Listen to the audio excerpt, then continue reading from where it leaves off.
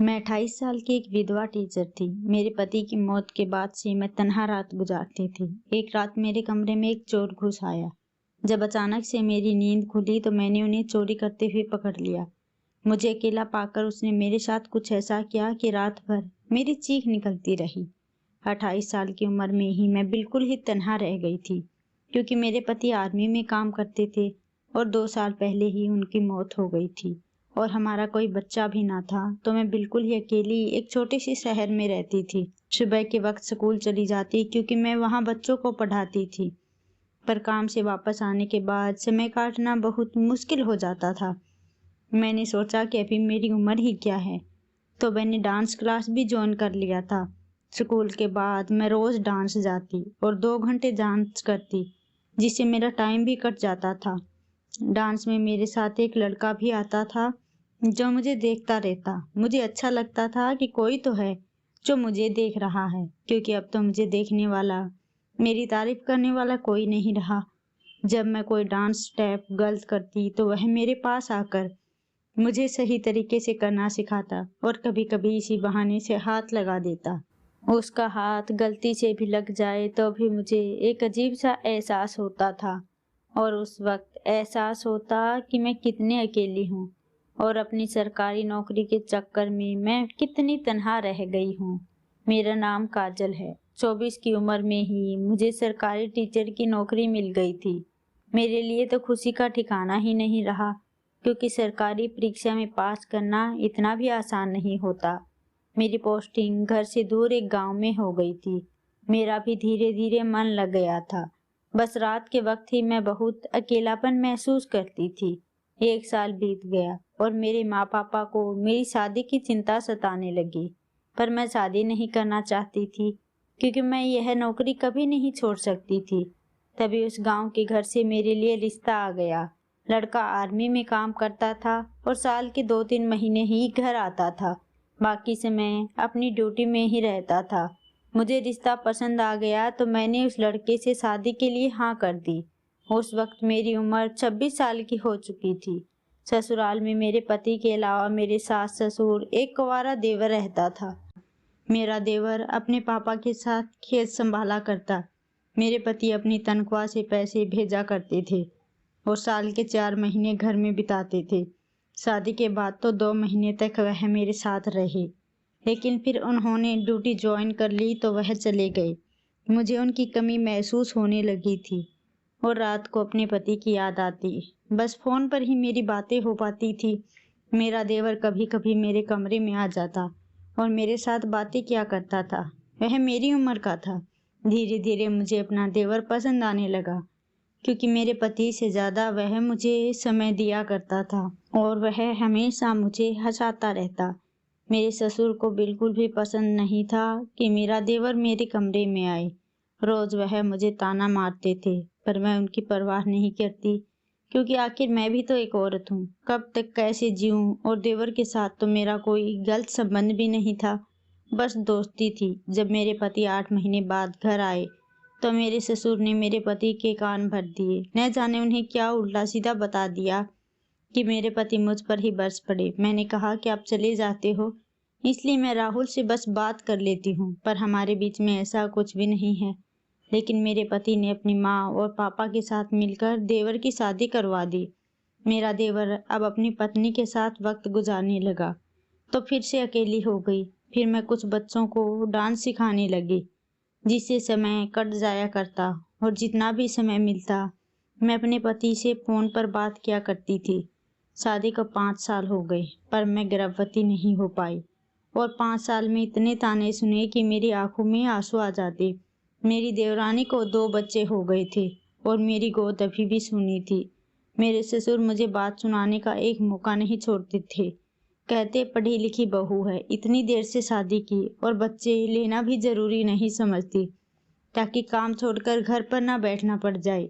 मेरी देवरानी भी मुझसे बहुत जलती थी और एक दिन आर्मी से मेरे पति की लाश ही लौटी। मेरे पति की मौत के गम से बाहर आने से पहले ही मेरे ससुराल वालों ने मुझे धक्के मारकर निकाल दिया। मेरी देवरानी तो मुझसे पहले ही जलती थी, क्योंकि देवर के साथ मैं शादी से पहले बहुत घुल मिल गई थी। सास ने साफ साफ देवरानी ने कह दिया कि अगर यह विधवा औरत घर पर रहेगी तो मैं यह घर छोड़कर जा रही हूँ। देवरानी की कसम मेरे सास ससुर ने पूरी की। हालांकि मेरे देवर ने तो मेरा साथ दिया, पर उनके आगे कुछ नहीं बोल पाए। उसके बाद मैं उस गांव से ट्रांसफर लेकर एक छोटी सी शहर में आ गई और 6 महीने से अकेले रह रही थी। यही वजह है कि मैंने जिम ज्वाइन किया, ताकि और लोगों से मेरी जान पहचान बढ़े। इस बीच मेरे साथ कुछ दिनों के लिए एक और टीचर आ गया। क्योंकि मेरा सब्जेक्ट अलग था, उसकी वजह से अपनी जगह पर कुछ दिनों के लिए एक अलग टीचर को छोड़कर आ गई थी। तो मैंने सोचा कि अपने भाभी भैया के पास चली जाती हूँ। मेरे माता पिता का इस बीच में देहांत हो गया था, तो अब मेरे भैया भाभी ही रह गए थे, जो कि मेरे से 3 साल बड़े थे। जब मैं ट्रेन पकड़कर जाने लगी तो काफ़ी लंबा सफ़र था और मुझे पता नहीं क्यों अकेले घबराहट हो रही थी।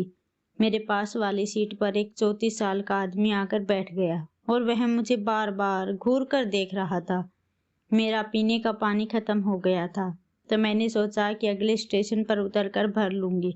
पर जैसे ही अगले स्टेशन पर पहुंची तो वह आदमी मुझसे मेरी बोतल छीनकर बोला कि मैं भर देता हूँ और जल्दी से चला गया। मैं उसकी हरकतों से काफ़ी घबरा गई।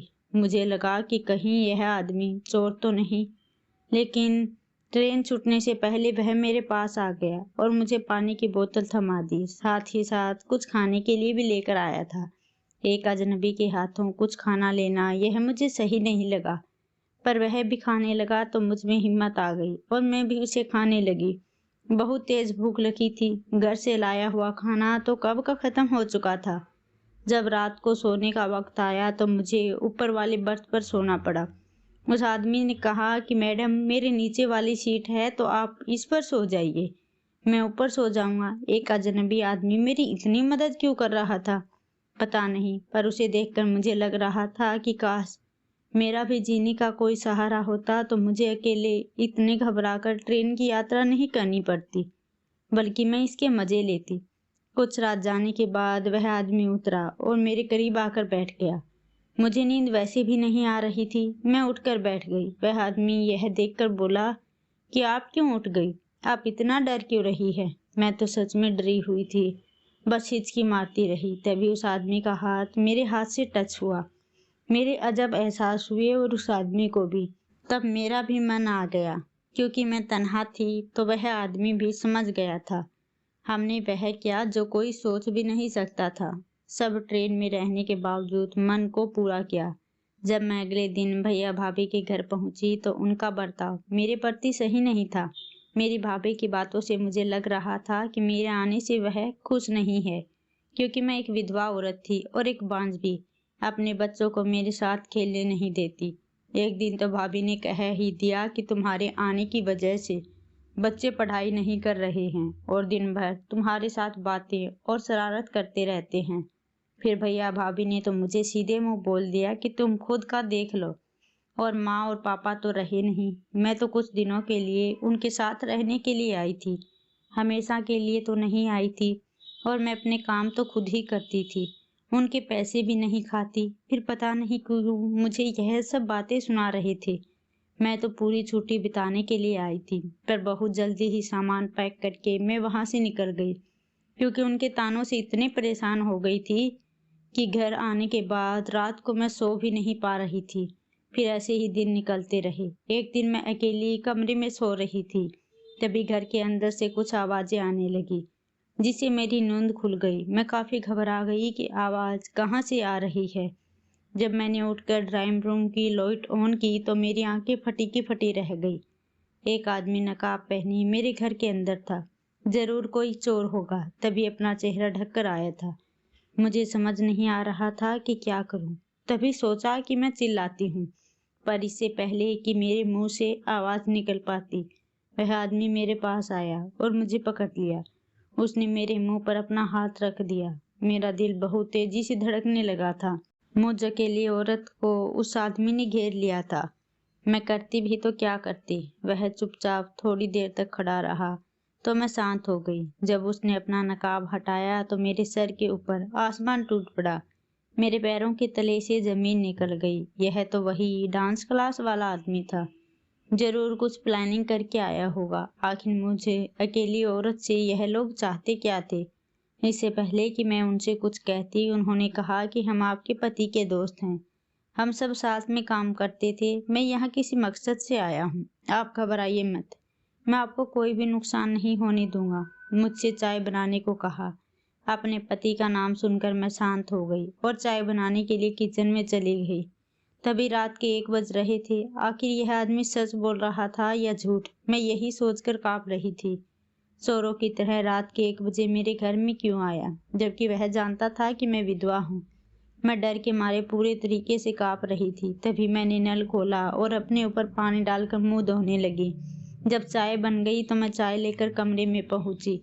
पानी से मेरी साड़ी गीली हो गई थी। जब मैंने उस आदमी को चाय दी तो वह मेरी तरफ घूर कर देख रहा था और मेरे गीले शरीर को ताक रहा था। घबराहट के मैंने कपड़े भी नहीं बदले, और बदलती भी कैसे? वह आदमी मेरे बेडरूम में ही बैठा हुआ था।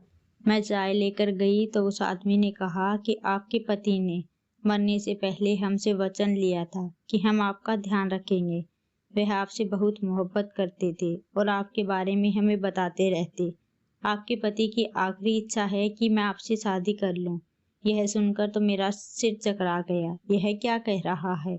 शादी कर लो? मेरे पति की आखिरी इच्छा है? ऐसी इच्छा उन्होंने कैसे पाली? मुझे तो यह भी नहीं मालूम था कि यह आदमी मेरे पति का दोस्त है या नहीं, क्योंकि उन्होंने कभी भी इस आदमी का जिक्र नहीं किया। मैं वहां बैठ गई और उससे कहा कि मैं शादी कैसे कर सकती हूँ? मैं अपने पति से बहुत प्यार करती हूँ। उस आदमी ने कहा कि यही हम सोच रहे थे, इसलिए 2 साल तक हम आपके पास नहीं आए। लेकिन आपके पति की आखिरी इच्छा मुझे अंदर ही अंदर खाए जा रही थी। इस वजह से मैंने फैसला किया कि मैं आपसे शादी कर लूंगा, ताकि उनकी आत्मा को शांति मिले। मुझे तो कुछ समझ नहीं आ रहा था कि आखिर मैं क्या करूं। लेकिन मेरे पति के मरते ही मेरे ससुराल वालों ने भी तो मुझे निकाल दिया था, और भैया भाभी भी नहीं चाहते थे कि मैं उनके पास जाऊं। मैं बिल्कुल अकेली रह गई थी। न जाने क्यों मैंने इस आदमी पर भरोसा कर लिया और उसे हाँ कर दी। उसके बाद उस आदमी ने जो कुछ भी किया, मैं बिल्कुल ही घबरा गई। मुझे नहीं पता था कि वह आदमी मेरे साथ। जब मैं सुबह उठी तो वह आदमी जा चुका था, और फिर मैं अपने आप को संभालने लगी। मुझे यकीन हो चुका था कि वह आदमी धोखेबाज था और बस मौके का फायदा उठाने आया था। तभी मेरी नज़र घर की अलमारी पर पड़ी, जो खुली हुई थी। उसे देखते ही मैं बहुत घबरा गई, और जैसे ही मैं अलमारी के पास गई तो उसका लॉकर खुला हुआ था और उसके अंदर पड़े हुए मेरे सारे सोने के जेवरात और मेरे सारे कागजात गायब थे, जो कि मेरे पति ने 5 वर्षों में मुझे बनाकर दिए थे। जब मेरे सास ससुर ने मुझसे घर से निकाल दिया तो फिर जेवरात भी वापस मांग रहे थे, पर मैंने उन्हें साफ साफ मना कर दिया, क्योंकि मेरे पति ने बनाकर दिए थे। वह गहने जो उन्होंने दिए थे सब चोरी हो चुके थे। मेरी आंखों में आंसू आ गए। अब तो मैं पुलिस के पास भी नहीं जा सकती थी। क्या रिपोर्ट लिखवाती? इससे मेरी ही बदनामी होती। वह आदमी मुझे लूट कर चला गया। तभी मेरे पास एक फोन कॉल आया।